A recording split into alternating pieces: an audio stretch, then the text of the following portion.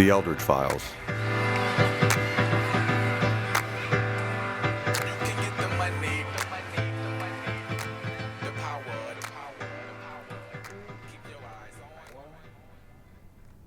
Hi, I'm State Senator Jamie Eldridge. Welcome to another episode of the Eldridge Files. It's a podcast I've been doing for the past 2 years. And Happy New Year to everyone. For the past couple podcasts, I've had a focus on criminal justice reform with a particular emphasis on solitary confinement. And so I want to welcome Jurrell for coming on the Eldridge Files. Jurrell, great to see you again. Likewise, thank you for having me. Really honored to have you on the podcast, and I've seen you at a couple different events, and then most recently you spoke with other returning citizens at the solitary confinement press conference at the State House. Mm-hmm. So really appreciate you doing that and speaking out about your experiences. And just wondering if just getting to know you a little bit, is if you could talk about where'd you grow up and what was life like early on? For starters, I come from a military family. Okay. So I was born in Texas. You know, we're moving all over the place. Born in Texas. My mother is Hawaiian. Wow. By way of Philippines. So and my father is from the Caribbean. He's from Trinidad. Oh wow. So that's how they met. They met in the military. So like I was born in Texas, grew up in Germany, grew up in Hawaii. Wow. And before we came to Boston, we was in North Carolina, Fayetteville. Okay. I don't want to chop and screw it. I don't want maybe Fort Bragg, right? Is that Fort Bragg down there? So that's where we grew up. Yeah. So grew up there. Came to Boston like 1995. Okay. You know, just in time for like middle school. So. And if I'm just curious, why did your family decide to move up here? My father's family is from Boston. Okay. So they was from Boston. So the house in North Carolina got too small. You know, had a little brother. My little brother was born at that time. So it was just only right. We came up north to Boston, to the code, right? And how was that? What neighborhood did you grow up in Boston? I grew up in Dorchester. I'm from Dorchester. Okay. More specifically, the Common Square section of Dorchester. So that's where I grew up. Okay. And what is that section of Dorchester like? What was Dorchester like back then? I mean, back then it is inner city. It was rough. You know, coming from where I grew up at in North Carolina, it was definitely a shift, you know, as far as the dynamics of what's going on. You know, I grew up a lot of gun violence, right, street culture, so I was kind of introduced to that. Okay. So it was, Okay. And what school did you go to? Like, what high school did you go to? High school, I went to Madison. Okay. Right in Roxbury, Madison Park, Tech and Polk.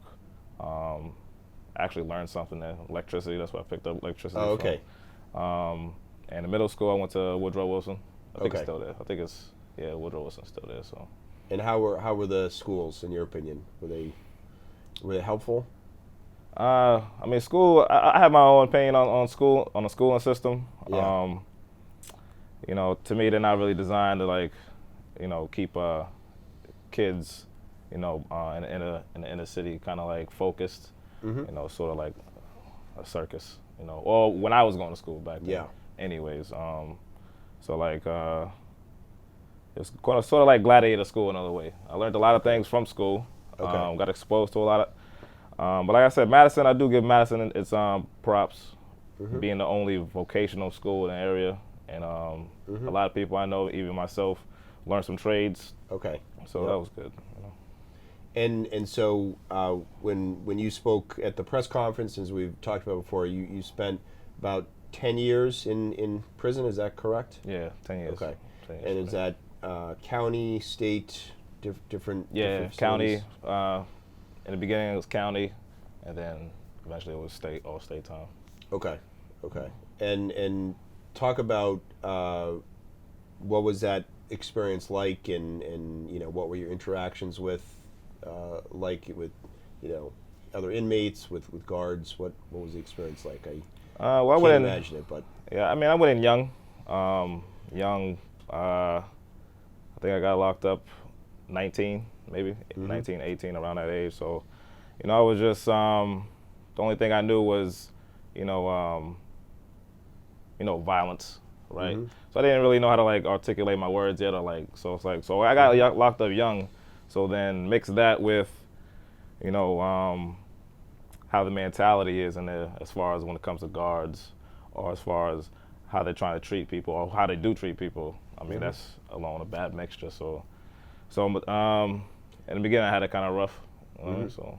Because I would imagine, and you know, I've been to probably about half of the state prisons in Massachusetts now, touring, you know, sitting down with inmates, and you know, so many were put in prison age 18, 19, 20, and you're obviously with a population where there are people there, you know, 40 years old, 50 years old, 60 years old, and yet is there any sort of a combination or recognition that you're going in so young? No, not really. Yeah. No. Well, because at the time, I think I got locked up around 2006. Mm-hmm. So at that time, I was like one of the first. Or when I got locked up and I got sent to, I was like almost the only youth there, right? So I'm always around, like, you know, like you said, older individuals. And then when I went to Walpole, there was only like a small group of us, right, who are like that age. So we kind of like clicked together. But yeah, it's like there's no introduction or like meeting for like all the young cats going in there. So like you gotta kind of like learn as you go. Yeah. You know, stay humble and, you know, come out in one piece, so to say. And part of your time, just because I represent that area, was it Sousa Baranowski? Yep. Yeah. Sousa. And that's a tough place. I hear a lot about it. I go there a lot, and they continue to have there's a lot of tension in the prison. Yeah. If I can ask, what was your experience like there?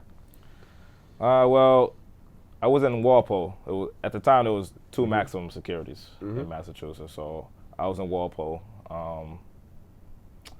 Maybe considered maybe the worst out of the two. I don't know, but I was in Walpole, and they shut Walpole down, and so they shipped all of us to Susan Baranowski, right?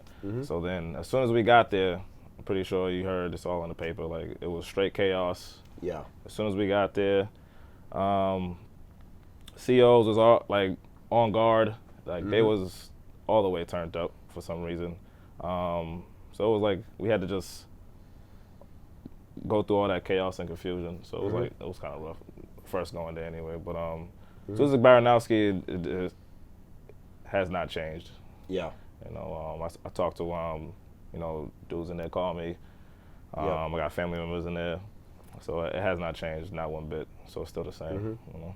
And it is, you know, I have a general sense, but you know, sometimes when I tour the facility, I don't get a full idea of the programming. But you know, what was education programming, vocational? Were there things to keep you occupied, or was it pretty limited? Or well, you gotta understand, Susan Baranowski, Shirley Max is like the bottom. Yeah. You know, that's the bottom of the barrel. There's nothing there. Even though it's a new prison, I mean, it's it is fairly new. Yeah. I think I built 2000 or something. But as far as what they got there, they do, of course, every facility you go to will have some type of programming. Yeah. But effective programming, no. How it is so structured. I mean, or like so segregated. You know, it's hard for you to even go anywhere, right? Yeah. And then some of the programs are either like, I want to say ancient in a way, right? You know, we got smartphones and all this other stuff out here, so some of the programs are kind of outdated. And you know, some guys in there doing the same programs back to back, you know, just cause. Just to do them. Yeah. So it's really not in there. You know. So you didn't learn a trade, or you felt like you didn't learn anything as far as furthering your education?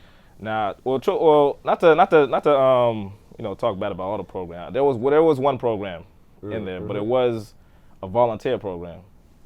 I think the Toastmasters program. Okay. So the volunteers from Toastmasters came in. If you're not familiar with Toastmasters, they were like a speech, like improving your public speaking and public speaking, and they go all around the world, you know, talk in front of crowds. So I thought that was, you know, something to learn, you know. Yeah. So I mean, it was helpful. We used that program to like kind of meet up and like work on our skills and like, you know. So that was about it. But I have a constituent that's involved with the Toastmasters. Oh, yeah?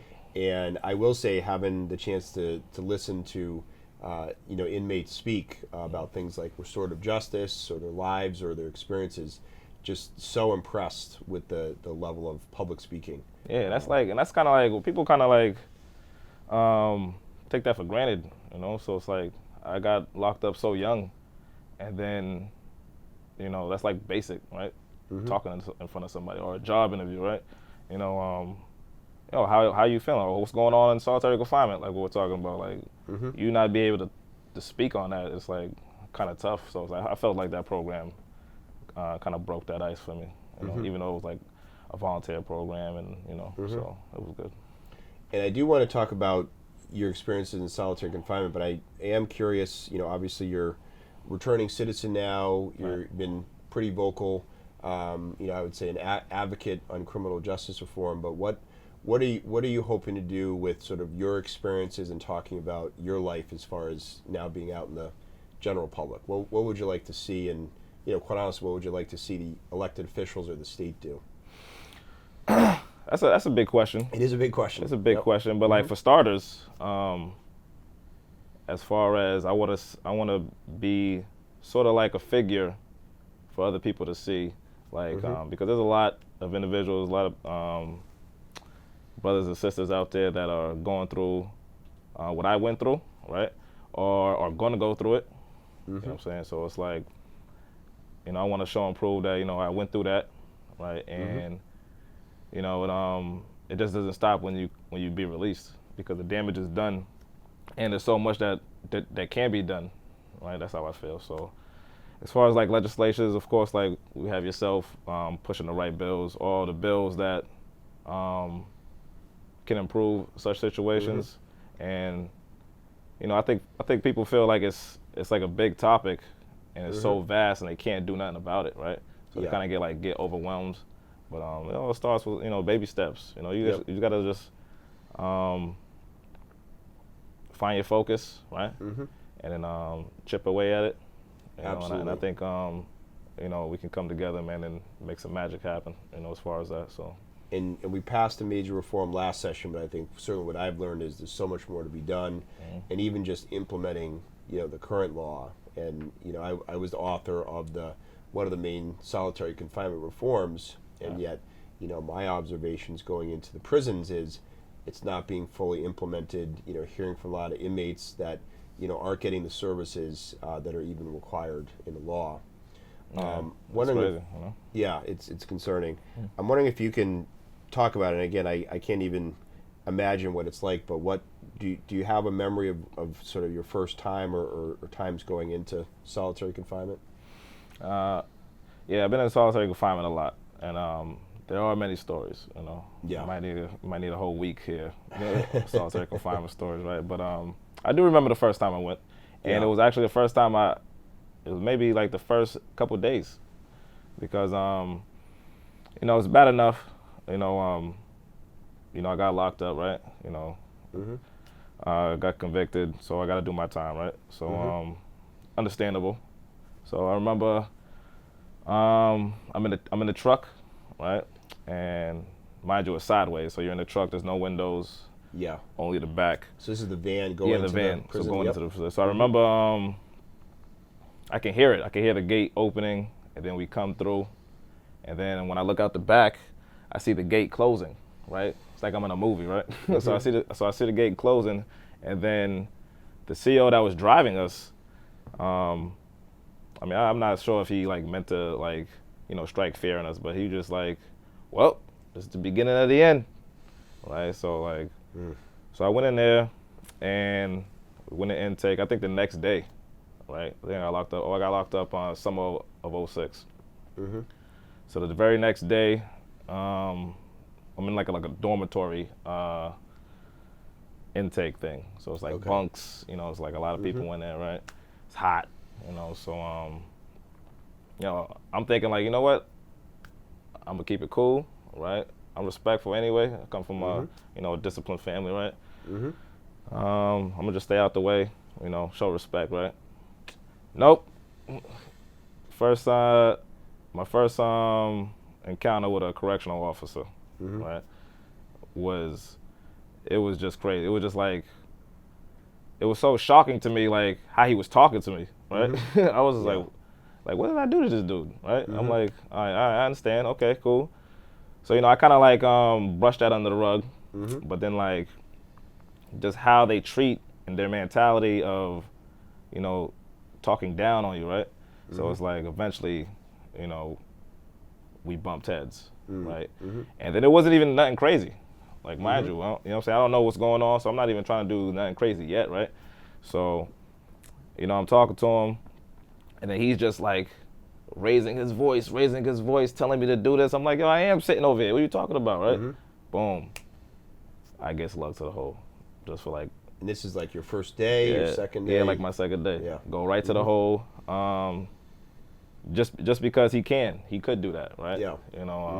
Because I was concerned about something and I voiced my opinion or whatever the case may be. And it's like he just had the solitary confinement under his, in his back pocket, and he used it. So I went to the hole. I remember going there, got escorted to the hole, and it was just like a different world. It's a different world in there. It's like a jail within a jail. You know what I'm saying? So going there immediately, noisy, dirty. I go in the cell. Cell's a mess. You don't even want to touch nothing in there. It's disgusting. I didn't have a mattress yet. And you're alone, obviously. Yeah, I'm alone, and it was just hell getting out. It was hell getting out of there. So that's when I learned, like, you know what? It's like people think, on the streets, when they think of the hole, they think that oh, you gotta do something, you must be doing something crazy, or like you know what I'm saying? Like, nah, people go to the hole all the time for nothing. I've been to the hole plenty of times for like having too many sneakers, right? Or like my ID wasn't in the right spot or something like that. You know what I'm saying? So you really see that power differential immediately. Yeah. So immediately that was like my first time in the hole. So that's how I remember it, because it was sort of like, a mind shock, right? And I it's like you understand the dynamics, right? But when it happens, to you, and it's like, oh, this is real. You know what I mean? So. And it's very noisy because you've got fellow prisoners talking at correction officers. You've got noise happening, but you're obviously isolated. So what is that like? I mean, do you feel isolated being in that cell, or? Yeah, of course. There's a mentality in there. You gotta like tough it out. You know what I'm saying? But once you put in that cell, and mind you, some spots, you have a roommate in there with you. You know what I'm saying? Cellmate. You're in there with another person sometimes. But when you're in there and that door closes, you take the cuffs off. Like I said, it's empty at first. Everything is dirty, right? And it's like you don't even know where to begin. It's like being locked in your bathroom. Imagine being locked in your bathroom and you can't even leave. Yeah. Right? And the bathroom's dirty. Like you're in a public bathroom somewhere, locked in, and you can't even get out of there. That's exactly how it was, And then do you feel any mental health impacts or any delusions, or I mean, did it hit you like that, or? Yeah, after a while, you have to find things to occupy your time and space in there. So like, not to sound like I'm crazy or anything, but like, yeah, people do talk to themselves. You know what I'm saying? Just to like, not like, on some crazy movie stuff, but like you have to like talk your way through things sometimes. Like, yo, this is crazy. Boom, boom, boom. Or when is it? What time is it? Yeah. You think of the movie Castaway, and Tom Hanks here talking to Wilson, the volleyball, just to have some social interaction. The mind will do that to you. So like, depending on what level your mental fortitude is at, I mean, a couple days for some people, that's enough for them. So. And was there any mental health support or interaction on education programs when you were in solitary confinement? See, mental health in there, it's to me, it's a joke. Of course, some people in there might have good intentions, but like you gotta understand is when you're inside of there, the DOC or any of the counties, they have no oversight, so they're controlling everything. So mental health is under them. Yeah. Right. So if I say I did have an issue, like which I had an issue in there plenty of times, right? Yeah. Mental health comes with a guard to your door, Yeah. and it's like, oh, what's bothering you? And you're sitting there through the door. You have to talk. I'm like, Yeah. everyone is in your business. So not even face to face, really. No, not face to face. Then you got the same guard who works in the hole, Yeah. right? In your business. So it's like it's not really, conducive to like really trying to figure that out with your mental health situation. Sure. What would you like to see improve? I mean, we're trying to eliminate solitary confinement, or as the DOC calls it, restrictive housing. But what would you like to see if, assuming that there's going to be some solitary confinement continue, what would you like to see in terms of the correction officers, the services, the support? What would be ideal? I'm not gonna sit here and say that I don't understand the troubles, or I would say, or that they have to do to run a facility in there. What I mean? But I will say that a lot can happen, overnight. Yeah. Just simple things, right? So like, say if I did have a mental health issue, and one, getting mental health, have access to mental health when I need it. That's the first and foremost. Sometimes people call crisis or have mental health issues, and they don't get the chance to see no mental health people because, like I said, you have the correctional officers. You're like kind of like you have to go through them for that. So if they feel like you don't need to see mental health, then you ain't gonna see mental health, right? Right. So like having some way of getting access to mental health when you need it, and then when they come to you, obviously for security reasons. But I want to be talking to somebody face to face, not around, offices. So move to a conference room or somewhere else where you have that comfort level. Yeah, because certain spots or most spots have like little conference rooms on the unit. Yeah, I've seen that. Yeah. Yeah. So like just escort me there, right? If you want, you can keep me locked up here or whatever the case may be, and then just let me talk about my issues, man, without you eavesdropping. You know what I'm saying? So that's like the most simplest thing that can happen overnight, at least. And part of the law now is requiring tablets in the restrictive housing, more access to education programs, and also a regular review, really in my view to sort of address the power differential, where the correction officer or management has all the power. Do you think that would make a difference? Would that be helpful? Well, to my understanding, they kind of doing that now. They're starting to. They're starting to. Well, like Shirley Max, I think they have access to their tablets. But even though that, I don't even want to like entertain that. You know what I'm saying? Because I think I was at one of their restrictive housing oversight committee meetings, right? Yep. And I was asked, what if we gave them tablets in the hole? What if we gave you a tablet while you was in the hole? I'm like, that would have probably made a difference for like an hour or two, truthfully. But it's just a Band-Aid. Yeah. We already got Walkmans in the hole. It's just a Band-Aid, and it's not fixing or focusing on the main problem. The main problem is isolation time and how long you're in there. Yeah. Right? So like they have tablets in the hole now, but for me, I'm thinking like, what if I have no money? Right? Yeah. Nothing for canteen. What kind of access can I have on this tablet?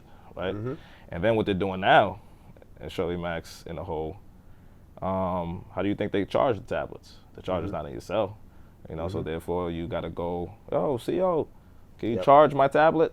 And then depending on the officer and his rapport with you, you might not even get your tablet charged or even see your tablet. And what they're doing is your tablet's not even coming to the hole. Yeah. So that's an issue too. So it's like there's always a way to circumvent certain things. So it's like you said, taking the power, out of their hands, and then and that's the only way we can start moving these pieces around. And that's the question I always have about the power of a correction officer, perhaps individually, versus management. And I've talked to the administration, the undersecretary of EOPS under the Governor Baker, about well, how is it that management isn't creating a uniform, clear standard that a correctional officer couldn't show favorites or couldn't deny, an inmate access to a tablet or canteen? What is your view about why that doesn't happen? Short, simple, they don't want to do it. Mm-hmm. Yeah, they don't want to do it. So and you're talking about management. Yeah. They have to be retrained, mm-hmm. right? Mm-hmm. You're talking about people that have no people skills or a lack of people skills, and mm-hmm. And blatant, not to say it, but blatant racism is going on with mm-hmm. correctional officers in there. So these are the people you're trying to talk to, and then mm-hmm. for some reason I think it's more so the control and power that you're trying to take away. So that's why it's kind of sketchy, And I think that's an important point is, pretty much every state prison or county jail I go into, majority correctional officers are white, and usually either majority or close to 50% people of color. Right. And so there's that institutional racism bias that's another burden. Yeah, sucks, plainly. Yep. Yeah. Yeah. So that's really trying to address management actually getting involved in creating a uniform standard and perhaps more training. Yeah, more training, and it can happen. I mean, we just gotta change this mentality of absolute control and oppression, right? Mm-hmm. It's you're gonna get locked up. I'm gonna have more control over you and make you even worse, mm-hmm. right? And then kick you back out to society. You know what I'm saying? So it's we've been doing that for years, man. We've been doing that for years, and it's not working. So, mm-hmm. like you said, it's more training. We just gotta shift that dynamic a little bit, and mm-hmm. I think if we work together, you know what I'm saying, mm-hmm. we can have a brighter future as far as that, Absolutely. So obviously, I'm a state legislator. We're having this conversation. What would you say to the legislature in general, or to your legislators? What would you like to see us work on as far as the criminal justice system? What could make the biggest difference? Support bills like your bills. I don't know the right numbers right now, but you have mm-hmm. the bills for the no cost calls, mm-hmm. improved visitation, right? Bills like that. Get behind that, right? That's saying something. That means a lot. And just understanding that this is really going on.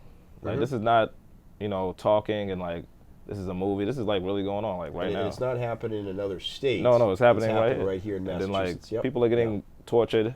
You hear the stories, foul conditions, mm-hmm. and then these are the people, like myself, right?